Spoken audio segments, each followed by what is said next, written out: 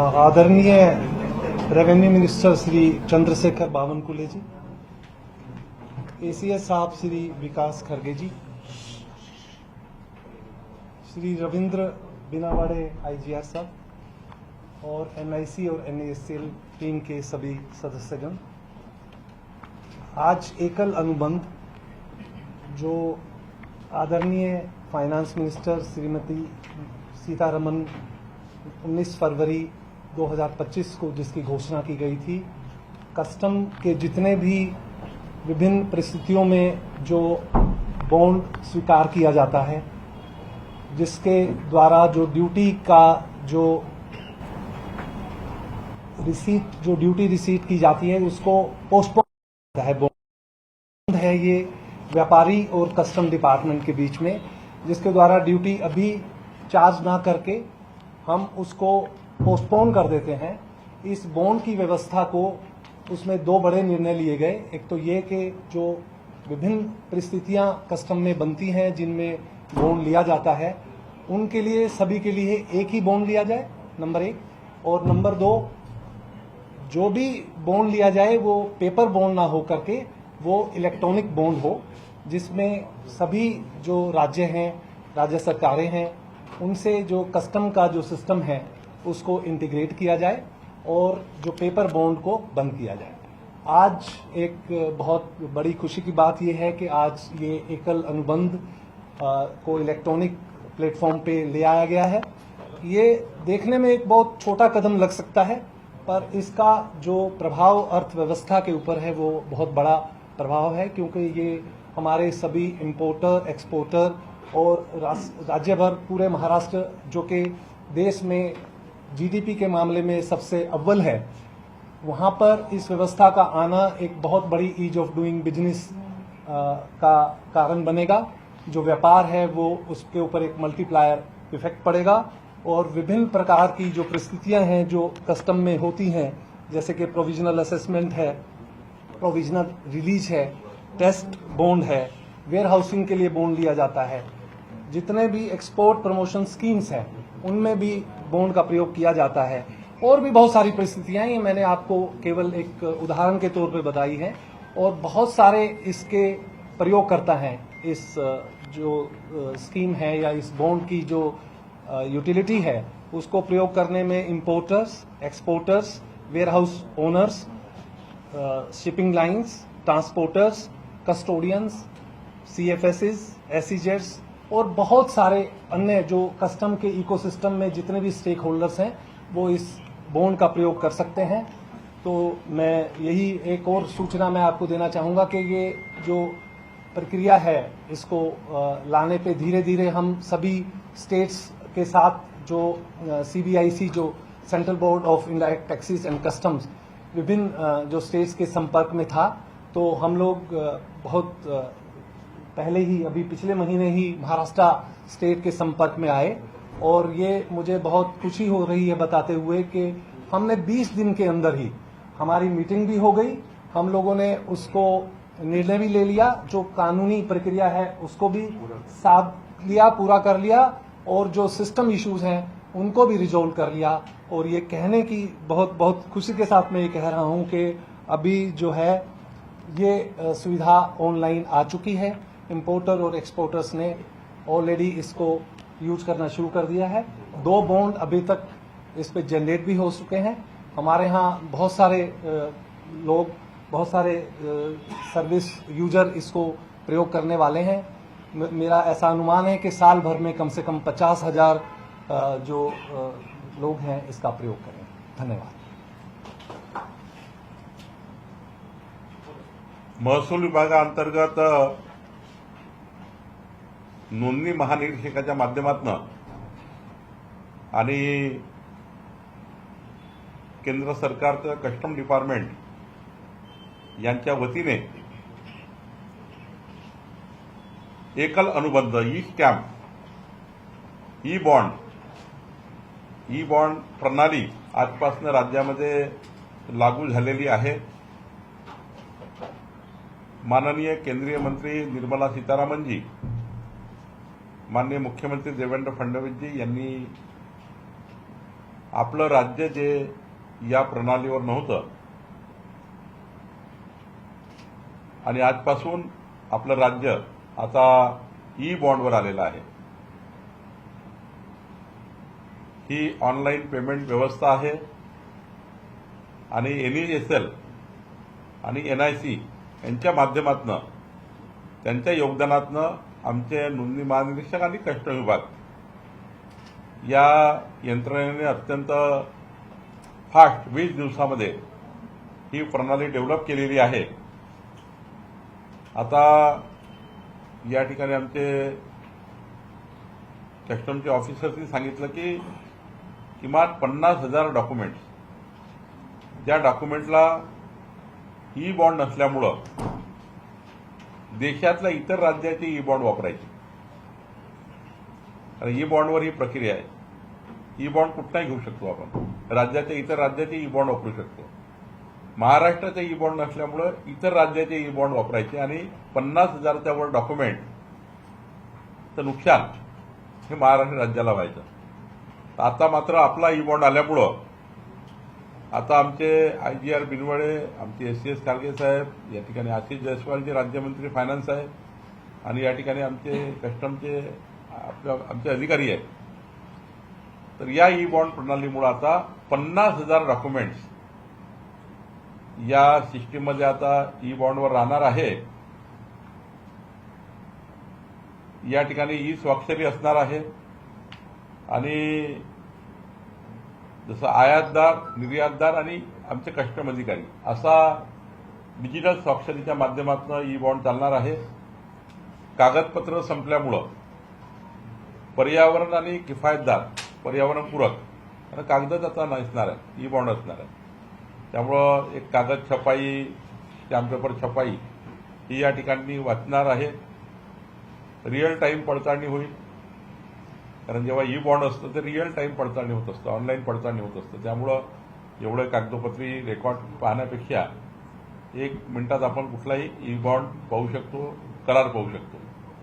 या ठिकाणी ही अत्यंत सुविधाजनक प्रक्रिया आहे आणि प्रणाली आहे आणि खरं तर सीमाशुल्क गतिमान होईल, व्यवसाय सुलभ होईल. शासनाच्या डिजिटल इंडियाचा जो आपला माननीय प्रधानमंत्री महोदयांचा जो मानस आहे, माननीय मोदींचा, की इज ऑफ डुईंग बिझनेस झालं पाहिजे, डिजिटल इंडियामध्ये क्रांती झाली पाहिजे. तर महाराष्ट्राने आज एक पाऊल पुढे घेत आमच्या अप्पर मुख्य सचिव श्री विकास खारगे, श्री बिनवडे, आमचे सर्व कस्टमचे उच्चस्तरीय अधिकारी यांनी यामध्ये इनिशिएटिव्ह घेतला. मी त्यांचं अभिनंदन करतो. आणि या ई बॉन्डच्या माध्यमातून 50,000 व्यापारी आणि आयात निर्यात करणाऱ्या या वर्गाला एक मोठा दिलासा या ठिकाणी मिळणार आहे.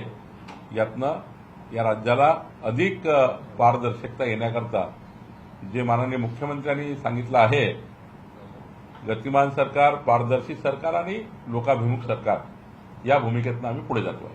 कागदी बॉन्ड आणि त्यानंतर आता इलेक्ट्रिकल बॉन्ड जे आहे ते तुम्ही आणताय, इलेक्ट्रॉनिक बॉन्ड आणताय, किती सुलभतेने हे वापरता येईल किंवा किती फायदेशीर ठरेल? कस्टमी बॉन्ड आल्याबरोबर तुम्हाला कागदपत्राच्या 500 रुपयाच्या स्टॅम्पची गरज नाही. 500 रुपये तात्काळ भरून कोणतेही कुठल्या व्यापाऱ्याला समजा वर्षभरात 100 बॉन्ड वापरायचे असतील, 100 स्टॅम्प पेपर वापरायचे असतील, तो 100-500 रुपयाचा ई बॉन्ड घेऊन ठेवा, म्हणजे आता ऑनलाईन ई बॉन्ड असणार आहे. त्यामुळे आता तुम्हाला कागदपत्राकरता कोणाकडे जायची गरज नाही, स्टॅम्प पेपर वेंडरकडे जायची गरज नाही, बँकेत जाऊन त्या ठिकाणी स्टॅम्प पेपर घ्यायची गरज नाही, पोस्टात जाऊन स्टॅम्प पेपर घ्यायची गरज नाही. ई बॉन्ड नसल्यामुळं आत्ताचे व्यापारी काय करायचे, आयात निर्यातवाले इतर राज्याचे ई बॉन्ड वापरायचे. त्यामुळे राज्याचं नुकसान व्हायचं आपल्या महसुलात. 50,000 डॉक्युमेंटचा नुकसान आणि आता 50,000 डॉक्युमेंटला 500 रुपये. त्यामुळं हे एक मोठा त्या ठिकाणी फायदा राज्याला आहे. आणि आता ई बॉन्ड ऑनलाईन आहे, तुम्ही ई बॉन्ड काढू शकता, कोणी ई बॉन्ड काढू शकता. त्यामुळं इतकं सोपं आहे की एका 30 सेकंदामध्ये तुम्हाला ई बॉन्ड मिळू शकतो. साहेब, पण ही बॉन्ड जे मॅन्युअल लोकांना सवय लागते आणि त्यांना टेक्निकल गोष्टी नाही करतात, तर टेक्निकल सुद्धा आपलं मॅन्युअल सुद्धा असतीलच ना? मॅन्युअल असणार. 500 रुपयाचा स्टॅम्प पेपर आपला व्हेंडरकडे पोस्ट ऑफिसमध्ये जिथे जिथे आपले मुद्रांक विक्रेते आहेत त्यांच्याकडे असणारच. पण जर व्यापाऱ्यांना, कस्टमचे व्यवहार करणारे, रोजच्या रोज आयात निर्यात करणारे जे मोठी मोठी कंपनी आहेत ते ई बॉन्ड घेऊन ठेवतील आणि कुठलाही करार 5 मिनिटात करतील.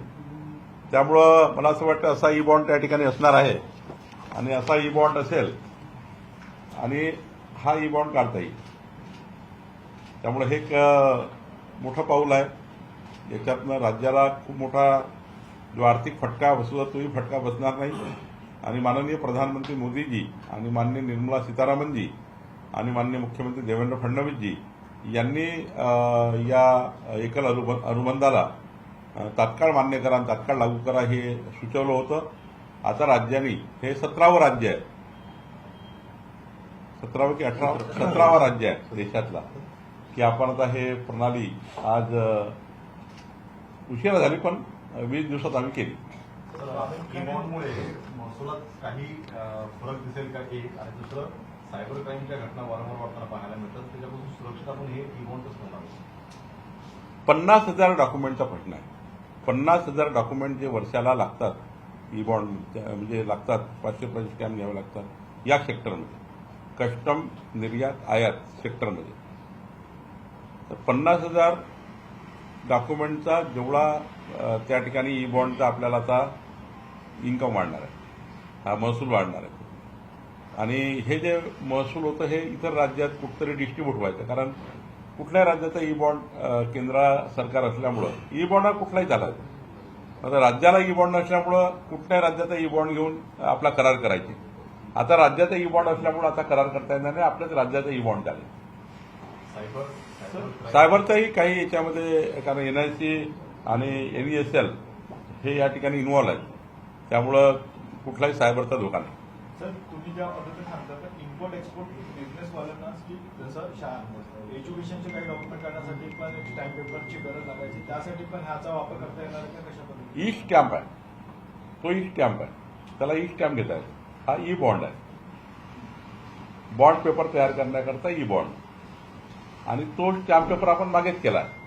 ई स्टॅम्प तुम्हाला कुठेही राज्यातल्या कुठल्याही याच्यावर जाऊन आपल्याला ई स्टॅम्प काढता येतो. 500 रुपयाचा, 50,000 रुपयाचा, आपल्याला जे रजिस्ट्री करायची आहे ती स्टॅम्प घेता येतो. जो आपण लॉन्च केला मागच्या वेळी, आपण 3 महिन्यापूर्वीच लॉन्च केला, आपण सभागृहात घोषणा केली. आता ई स्टॅम्प कुठेही मिळतो, पण आपला हा ई बॉन्ड म्हणजे करार, कुठलाही करार करायचा असेल तर कस्टम विभाग, निर्यात, आयातदार, 50,000 हे डॉक्युमेंट होतात आणि त्यामुळं याचा खूप मोठा फायदा राज्याला आहे. सर, राजकीय प्रश्न असा आहे, काल उद्धव ठाकरे भाषणामध्ये ये आप जरा दोनों या उधर बैठ जाइए, फिर एंटी चलो, आप एंटी चलो में बैठ जाइए, जरा पॉलिटिकल पूछ रहे हो हिंदी में.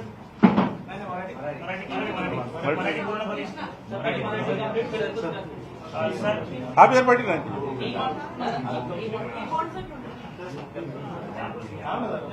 ही बॉन्डचं मराठी घेतलं. पॉलिटिकल प्रश्न असा की उद्धव ठाकरेंनी काल भाषणामध्ये असं म्हटले की नाईट लाईफ किंवा नाईट लाईफचा उल्लेख भाजप करत आहे, परंतु भाजपची नाईट लाईफ जी आहे ती मकावला सुरू होती असा एक उल्लेख केला होता. त्याच्यावरती टीका केली. मकाऊ किंवा विदेशामध्ये, कुठल्याही देशामध्ये आपली पत्नी, आपल्या मुलासह, सुनेसह, आपल्या परिवारासह जेव्हा व्यक्ती जातो तर मला नाही वाटत तिथे काही कुठलाही पारिवारिक व्यवस्थेमध्ये आपण नाईट लाईफचा त्या ठिकाणी अनुभव घेत असतो. मला वाटतं असा काही अनुभव आदित्य ठाकरे जे स्कॉटलंडला गेले तेव्हा आला असेल. त्यांना परिवारासह गेले होते आदित्य ठाकरे, ते परिवार सोडून काही नाईट लाईफला गेले होते का? ते उद्धव ठाकरे जेव्हा लंडनला जातात तेव्हा त्यांचा परिवार बाजूला ठेवून ते नाईट लाईफला जातात का? हे मला त्यांनाच माहिती असेल, उद्धवजी आणि आदित्यना. त्यामुळं मला असं वाटतं त्यांनी अशी टीका केली असेल. मी तर माझ्या सुना, लेकरा, बाळासहित त्या ठिकाणी, मला माहिती आहे, मी मकाऊला आणि हाँगकाँगला, नातू होता माझा छोटा, त्यामुळं ते त्यांनी तर तेव्हा आपल्याला माहिती आहे की आमचे फोटो मॉर्फ केले, एकामेकाला जोडले, फोटो कुठला, नाव कुठलं, बोट कुठली, त्यामुळे ते मॉर्फिंग केलं. तरी उद्धव ठाकरेजींना मला वाटतं असा अनुभव असेल लंडन आणि स्कॉटलंडमध्ये. दुसरा एक प्रश्न की भाजपवर मोठ्या प्रमाणात टीका त्यांनी काल भाषणात केली पाहायला मिळाली, त्याबद्दल काय सांगू? उद्धव ठाकरे हे निवडणूक हरल्यापासून विधानसभेची आणि येणारी निवडणूक जिंकण्याची काही संधी नसल्यामुळे 51% मताच्या वर मतं भारतीय जनता पार्टी महायुतीची घोडदौड या ठिकाणी पुढे चालू असल्यामुळं जी मानसिकता उद्धव ठाकरेंची झाली आहे आणि ती आता विकृतीकडे गेली आहे. जी मानसिकता त्यांची आता हरलेल्या परिस्थितीमध्ये आहे. हरलेल्या परिस्थितीमध्ये व्यक्तींनी कॉन्फिडन्सनी राजकारणात काम करावं लागतं. कुणाला शिवीगाळ करून कुणाला अपमानित करून राजकारणामध्ये माणसं मोठे होऊ शकत नाही. उद्धव ठाकरे ज्या पद्धतीने एकनाथ शिंदेजी, माननीय प्रधानमंत्री मोदीजी, माननीय मुख्यमंत्री देवेंद्र फडणवीसजी यांच्यावर बोलतात, त्यांचं विकृत मानसिकतेचं प्रदर्शन कालच्या दसरा मेळाव्याच्या भाषणात होतं असं मला दिसलं. तर हे सगळं होत असताना रामदास कदमांनी गंभीर आरोप केलाय की बाळासाहेब ठाकरे मृत्यू झाल्यानंतर अनेक दिवस जे आयटी रेडवर ठेवलेले होते आणि त्या काळामध्ये त्यांनी हाताचे ठसे वगैरे घेतलेले. हिंदू हृदय सम्राट बाळासाहेब ठाकरेंचा जेव्हा मृत्यू झाला तेव्हा ते शिवसेनेमध्ये होते उद्धव ठाकरेजी सोबत, त्यामुळे त्यांनाच माहिती असेल. मला त्याबद्दल काही माहिती नाही. सर, दुसरा एक असा आरोप होतोय की आदिवासींच्या जमिनी ज्या आहेत त्या कुठेतरी लाटण्याचा प्रयत्न सरकार करतंय, असा एक आरोप जो आहे तो केला जातोय. समजून घेतलं पाहिजे या विषयाचं काय शासन निर्णय करतोय. अजून निर्णय व्हायचा आहे. आदिवासी अनेक शेतकऱ्याची मागणी अशी आहे की गडचिरोलीतनं आहे, पालघरमधनं आहे, नंदुरबारमधनं आहे, धुळ्यामधनं आहे की आमच्या ज्या पडीत जमिनी आहे त्या पडीत जमिनी कधीच आमच्या उपजाऊ होऊ शकत नाही, ॲग्रिकल्चर होऊ शकत नाही. त्या जमिनीला आम्हाला रेंटवर देण्याची परवानगी द्या, किरायाने देण्याची परवानगी द्या. जमिनीचा रेंट त्यांना येईल तर त्या रेंटवर त्या जमिनीतून त्यांना उत्पन्न मिळेल. जसं मुख्यमंत्री सौर वाहिनी योजना, ही योजनेमुळं काय होतं, 50,000 रुपये एकरी, 1.25 लाख रुपये हेक्टरी घर बसल्या त्या शेतकऱ्यांना मिळतात आणि जमीन ही शेतकऱ्याची असतं.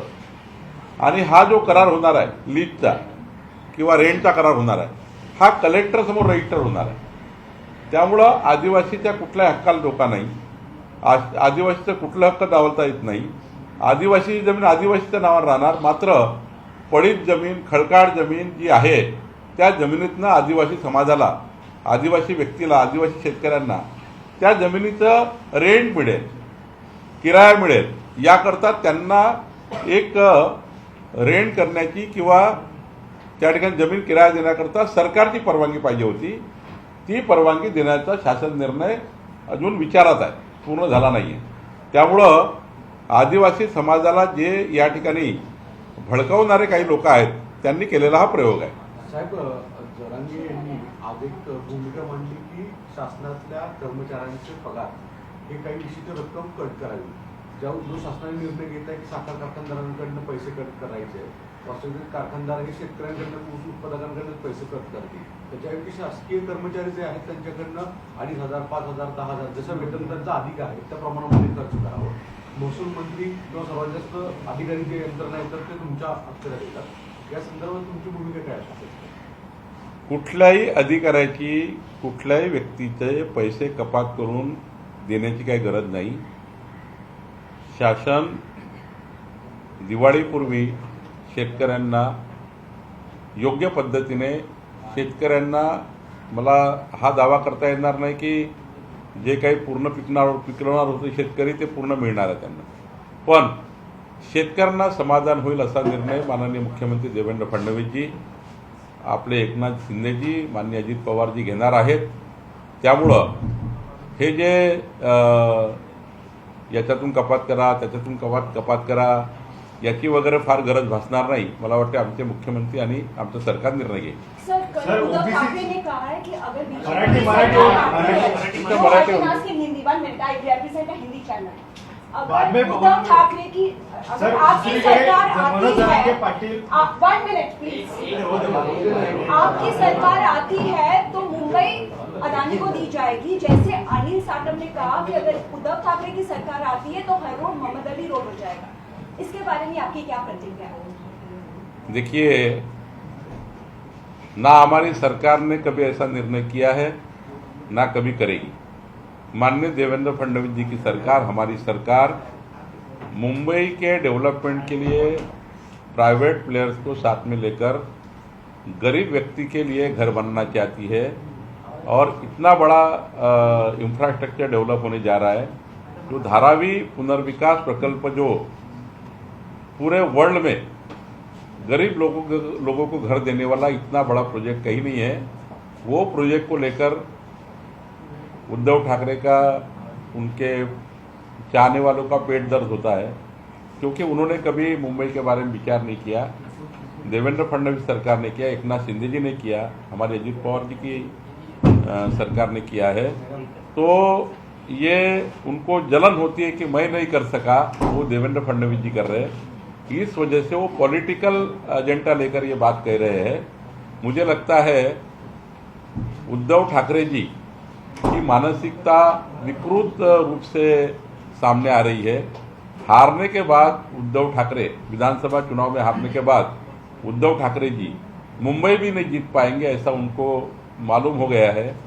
क्योंकि 51% वोट शेयर लेकर बीजेपी, शिवसेना और अजीत दादा अलायंस में हम लोग, जो हमारी महायुति है वो आने वाली है।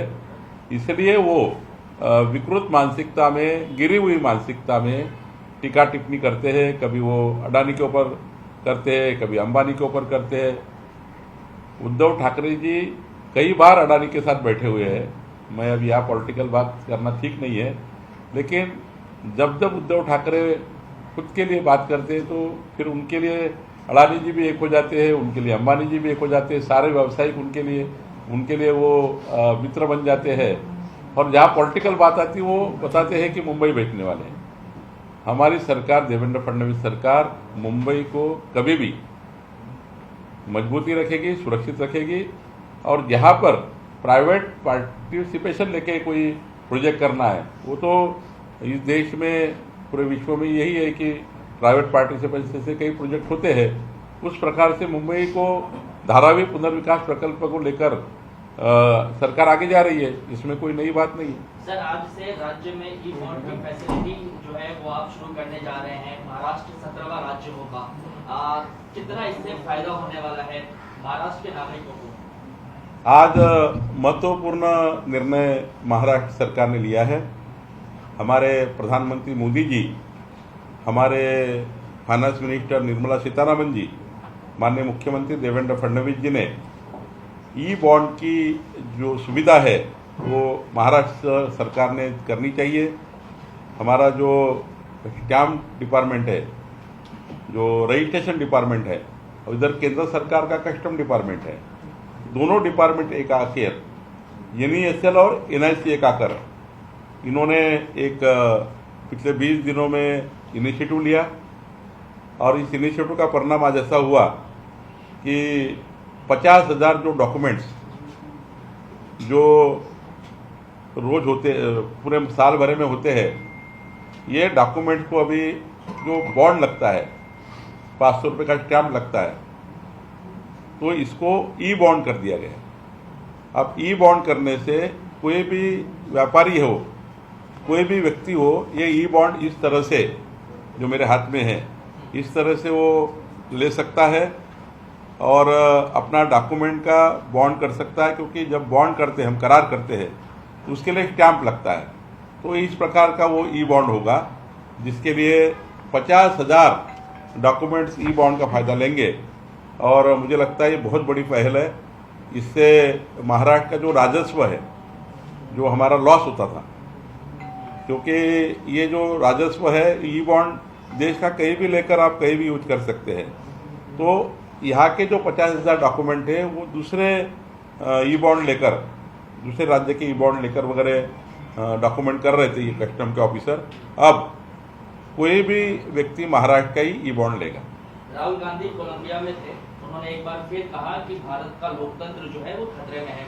जब हम चौथी सबसे बड़ी अर्थव्यवस्था है, ऐसे में जब राहुल गांधी इस तरीके का बयान देकर कहते हैं कि चीन से प्रोडक्शन बढ़ाने में हमको जोर देना चाहिए, आपको लगता है सर कि जब भी विदेशी जमीन पे जाते हैं राहुल गांधी तो देश की छवि खराब करने का काम करते हैं? वो देश में छवि नहीं बना पाए तो विदेश में जाके देश की छवि खराब करने का काम करते हैं। आपने देखा होगा कि राहुल गांधी का जो परफॉर्मेंस है कांग्रेस पार्टी का और राहुल गांधी का, वो रोज नीचे जा रहा है। और जिस प्रकार से राहुल गांधी विदेश में जाकर देश की इमेज को डेंट पहुंचाते हैं, लेकिन माननीय प्रधानमंत्री मोदी जी ने पूरे विश्व में जिस प्रकार से विकसित भारत का, डेवलपिंग इंडिया का कंसेप्ट रखा है, तो मुझे लगता है कि ऐसा राहुल गांधी से कितने भी भोंकने के बाद, विदेश में जाके भोंकने के बाद भी कुछ फर्क नहीं पड़ने वाला। पूरा विश्व भारत के साथ है, पूरा इंडिया भारत, पूरा विश्व के सारे देश भारत के साथ है। और मोदी जी ने विश्वास दिलाया कि भारत देश पूरे विश्व को वसुधैव कुटुंबकम की हमारी धारणा को लेकर आगे जाएगा। राहुल गांधी का ये ठीक नहीं है। 140 करोड़ जनता का अपमान राहुल गांधी करते हैं। अपने देश के बारे में विदेश में जाके अपने देश को क्रिटिसाइज करना, अपने देश की व्यवस्था को क्रिटिसाइज करना, ये अच्छा नहीं है। राहुल गांधी को देश की 140 करोड़ जनता सबक सिखाएगी और हमारे हिंदुस्तान की इमेज खराब करने वाले राहुल गांधी, इनको देश ही आगे जाने वाले चुनाव में जहाँ जहाँ राहुल गांधी देश में पाव रखेंगे, वहाँ उनको ये प्रश्न पूछा जाएगा कि आपने कोलंबिया ने ये बोला था, आपने अमेरिका में ये बोला, यूके में ये बोला। उनका पूरा डॉक्यूमेंट है जनता के पास कि इंडिया के बारे में विदेश में क्या क्या बातें राहुल गांधी करते हैं। तो मुझे लगता है अगर राहुल गांधी को इंडिया पसंद नहीं आता है तो इटली में जाके मुक्काम कर ले, इटली में जाके उनका मुक्काम बढ़ा दे, या फिर वहाँ का रहिवासी प्रमाण पत्र ले ले, उधर ही शिफ्ट हो जाए, ऐसा मुझे लगता है। काँग्रेसकडून काल सावरकरांबाबत एक ट्विट जाहीर करण्यात आलं होतं। काल उद्धव ठाकरेंचं भाषण शिवाजी पार्कवरती होतं, असं वाटत होतं की ते काहीतरी समाचार घेतील या सगळ्या वक्तव्याचा, परंतु कुठेही दिसतो नाही। स्वातंत्र्यवीर सावरकरांचा अपमान काँग्रेसने 50दा केला, 500दा केला। स्वर्गीय इंदिरा गांधीजींनी स्वातंत्र्यवीर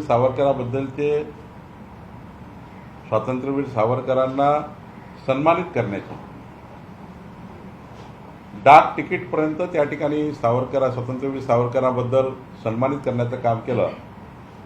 पण राहुल गांधी आणि काँग्रेस स्वातंत्र्यवीर सावरकरांना अपमानित करतं, त्यावर उद्धव ठाकरे काही बोलत नाही। याचा अर्थ समजून घ्या की येणाऱ्या निवडणुकीमध्ये मताची लाचारी उद्धव ठाकरेंना करायची आहे। उद्धव ठाकरे हे काँग्रेसच्या मदतीशिवाय एक पाऊलही पुढे जाऊ शकत नाही। काँग्रेसची मदत घेतल्याशिवाय राजकारणात उद्धव ठाकरेचं काहीच जमणार नाही असं त्यांचा कयास झालेला आहे। म्हणून इतका मोठा अपमान करूनही उद्धव ठाकरे काहीच बोलत नाही। याचे हे परिणाम आपल्याला दिसत आहे, हे परिमाण आहे। कालच्या सभेमध्ये उद्धव ठाकरे काही न बोलणे काँग्रेसबद्दल, कारण काँग्रेस पार्टी राहुल गांधींना आता त्यांचा अजेंडा, काँग्रेस पार्टीचा संविधान आणि अजेंडा हा, म्हणजे खास करून राहुल गांधीचा अजेंडा हा उद्धव ठाकरेंनी स्वीकारलेला आहे। मनोज जरांगे पाटील यांनी पुन्हा एकदा धमकी दिलेली पाहायला मिळते। ज्या पद्धतीने पंकजा मुंडे यांचं भाषण झालं त्यानंतर धनंजय मुंडे असेल या पंकजा मुंडे असेल, या दोघांना धमकी दिलेली पाहायला मिळते की तुम्ही ज्या पद्धतीने ही जी वक्तव्य करतात संदर्भामध्ये ते खपवून घेतली जाणार नाही। अजितदादांचा पण करेक्ट कार्यक्रम करू अशा पद्धतीने मनोज जरांगे पाटील म्हणतात। ज्या ज्या ठिकाणी ते जातील, ज्या ज्या ठिकाणी जे उमेदवार उभे करतील त्या ठिकाणी पाडा, असंही त्यांनी आव्हान केलंय। असं आहे की लोकशाहीमध्ये अशा पद्धतीचे आव्हानं उपयोगाचे नसतात किंवा लोक यांना अशा आव्हानाला काहीच साथ देत नाही किंवा साथ देत नाही। आपण विधानसभेच्या निवडणुका बघितल्या, आपण लोकसभेच्या निवडणुका बघितल्या, त्यामुळं निवडणुकीचा काहीच संबंध नाही। निवडणुकीमध्ये जनतेला विकास हवा असतो, आणि विकास करणारा व्यक्तीला लोक निवडून देतात, विकास करणारा पक्षाला लोक निवडून देतात. त्यामुळं कुणी मला असं वाटतं इलेक्शन कमिशननी जाहीर केल्यानंतर आदर्श निवडणूक प्रक्रियेवर आम्ही निवडणूकच होऊ देणार नाही, कशी निवडणूक होते बघून घेतो, ही वगैरे व्यवस्था या लोकशाहीमध्ये नाही आहे. प्रत्येकाला निवडणूक लढायचा अधिकार आहे, प्रत्येकाला निवडणुकीत उभं राहायचा अधिकार आहे. आणि त्यामुळं कुणी कुणाला चॅलेंज देऊ नये. या राज्यामध्ये जातीय सलोखा ठेवणे ही राज्याची गरज आहे आणि जातीय सलोखा सर्वांनीच पाळला पाहिजे. एका बाजूने आपण ओबीसी किंवा मराठा असा जातीवाद कुठल्याही गावात येऊ नये, कुठल्याही वस्तीमध्ये येऊ नये, समाजामध्ये येऊ नये, ही काळजी सर्वांनीच घेण्याची गरज आहे. ती कुणबी प्रमाणपत्र वाटप आहे केली जाते, त्या कुणबी प्रमाणपत्र वाटपासाठी समान आडनावं किंवा सारखी आडनावं जे आहेत तसेच प्रमाणपत्र त्यांच्याकडून घ्या, नाहीतर फसवले जाल असंही त्यांनी म्हटलं. आता बावनकुळे जे सरनेम आहे ते शेड्यूल कास्टमध्ये आहे. तर बावनकुळे सरनेम हे व्हीजेएनटीमध्ये आहे. एखाद्या वेळी तुमचे आडनावाने कधीच जात ठरत नाही. त्यामुळं आपण ओळखूच शकत नाही आडनावाने कोण कुठे जातीचा आहे. आमच्याकडे ओबीसीमध्ये गबने आहेत, गबने काही काही त्या ठिकाणी शेड्यूल कास्टमध्ये आहेत, शेड्यूल कास्टच्या काही जातीमध्ये आहेत, काही वासनिक तिकडे शेड्यूल कास्टमध्ये आहेत, आमच्याकडे ते ओबीसीमध्ये दिसतात. तर त्यामुळं असे जातीच्या आधारावर किंवा एका आडनावावर म्हणजे एका आडनावावर तुम्ही कोणाचा शेड्यूल कास्ट, शेड्यूल ट्राईब किंवा ओबीसी ठरू शकत नाही, मराठा ठरू शकत नाही. आडनावावर कोणाचंही कास्ट सर्टिफिकेट निघू शकत नाही. कुठलंही कास्ट सर्टिफिकेट या राज्यामध्ये डॉक्युमेंटवर निघतं. त्यामुळे डॉक्युमेंट जर योग्य असेल तरच कास्ट सर्टिफिकेट मिळतं. आणि डॉक्युमेंट कसे द्यावे म्हणजे कास्ट सर्टिफिकेट कसे द्यावे हे प्रांताला एक प्रोसिजर दिली आहे. कुठले डॉक्युमेंट लावावे प्रांतासमोर तेही एक प्रोसिजर आहे. कुठल्या कुठल्या डॉक्युमेंटवर प्रांत सर्टिफिकेट देऊ शकतं हेही त्या ठिकाणी कायद्यामध्ये लिहिलेलं आहे. आणि त्यामुळं आडनाव हे काही पूर्ण कास्ट सर्टिफिकेट देण्याकरता पर्याप्त नाही. कुणाच्याही आडनावाला जोडून तुम्ही कोणतेही कास्ट सर्टिफिकेट देऊ शकत नाही. आडनावाची व्यक्ती प्रत्येक समाजामध्ये अलग अलग आहेत. काही ओबीसीत आहे, काही मराठात आहे, काही शेड्यूल कास्टमध्ये आहे, काही शेड्यूल ट्राईबमध्ये आहे, काही मानामध्ये आहे, काही 18 प्रगत जातीमध्ये आहे, व्हीजेएनटीमध्ये आहेत. त्यामुळे मला असं वाटतं की याच्यामध्ये असा आपण निर्णय करू शकतो. एक शेवटचा प्रश्न, लाडकी बहीण योजनेसाठी खरं तर ई-केवायसी करणं बंधनकारक केलेलं आहे आणि मात्र अद्यापही बऱ्याच जणांचं आहे ते ई-केवायसी बाकी आहे. त्यामुळे दिवाळीपर्यंत हप्ता मिळणार आहे असं देखील सांगितलं जातं. ई-केवायसी याकरता बंधनकारक केली आहे की जेव्हा ऑनलाईन पेमेंटची व्यवस्था आपण करतो तेव्हा ई-केवायसीच्या माध्यमातून सेक्युअर्ड पैसे लोकांना जातात. त्यामुळं ई-केवायसी ही कुठल्याही व्यवस्थेमध्ये आवश्यक आहे. शेतकऱ्यांना पीक विमा योजना असो की शेतकऱ्यांना कुठली त्या ठिकाणी आपले प्रधानमंत्री कृषी योजनेचे 6,000 रुपये महिन्याचे असो, कुठल्या योजनेला ई-केवायसी आहे. आता संजय गांधीमध्ये ई-केवायसी आहे. त्यामुळे ई-केवायसीच असली पाहिजे आणि त्यातूनच पारदर्शकता निर्माण होते.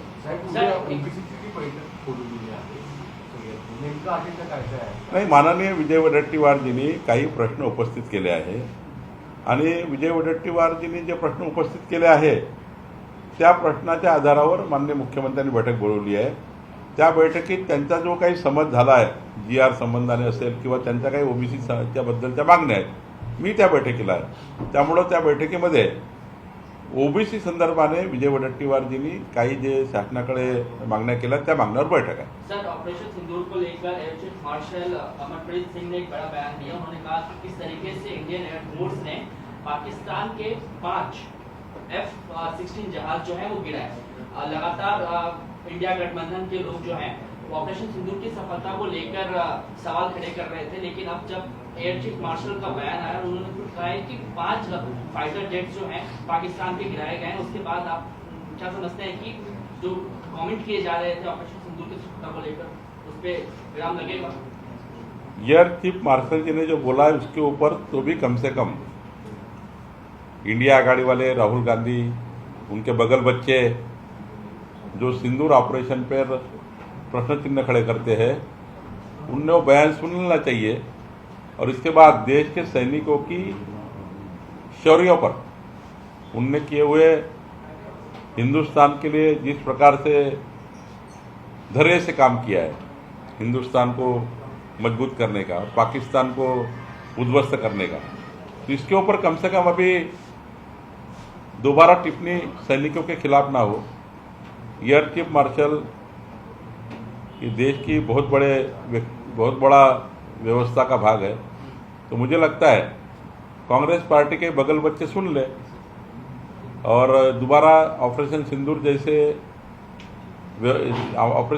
जैसे ऑपरेशन पे मीम्स ना बनाए सोशल मीडिया पे जिस प्रकार से ट्रोल करते हैं ये ना हो। देश में सैनिकों के पीछे पूरा भारत देश खड़ा है, 140 करोड़ भारतीय खड़े हैं।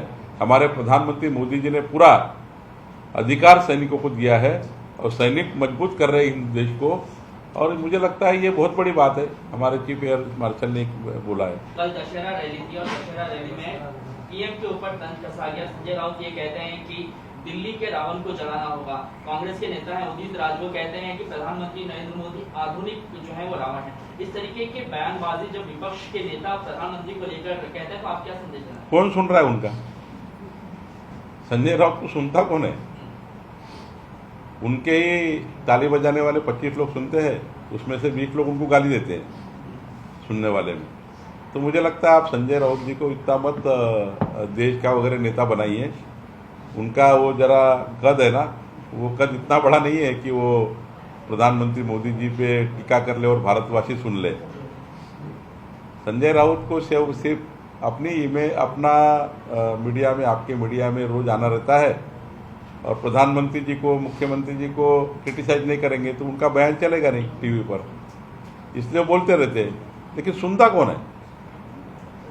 कम से कम आपने बयान लेने के बाद सवेरे आधे घंटे बाद आप भी सुनते नहीं हो, तो मुझे लगता है कि कोई सुनता नहीं है। उनका बयान कोई इतना महत्वपूर्ण नहीं है। देश में और बहुत महत्वपूर्ण काम है और उसमें ध्यान लगाना चाहिए। संजय राउत को सुनना छोड़ दिया है महाराष्ट्र ने, क्योंकि महाराष्ट्र ने उद्धव ठाकरे को छोड़ दिया। संजय राउत को कौन सुनता है? मुझे लगता है कि सर एक वीर सावरकर को लेकर प्रश्न है।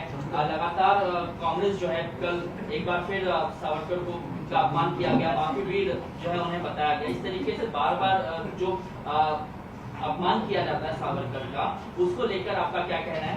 विपक्ष को जो है टीका टिप्पणी अब बंद करनी चाहिए।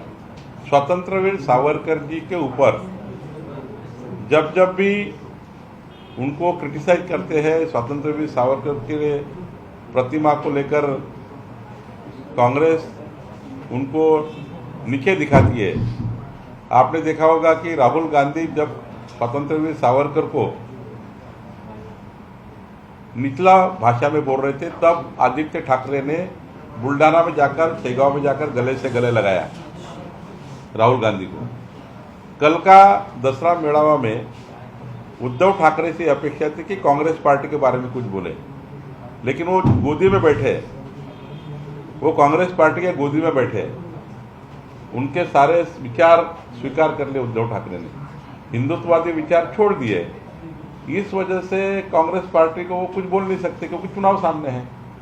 अगर स्वतंत्र वीर सावरकर जी के बारे में अगर उद्धव ठाकरे बोले तो उनके वोट्स कम होंगे, ऐसा डर लगता है उद्धव ठाकरे को करके। मुझे लगता है कि उन्होंने कुछ नहीं बोला है।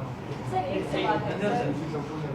अनिल साहब ने कहा कि रोड मोहम्मद रोड हो जाएगा, खान मेयर बनेगा, मुस्लिम आपकी सरकार मुंबई की इलेक्शन। आपके पार्टी में भी तो मुस्लिम्स हैं, क्या इससे माहौल खराब हो सकता है मुंबई का?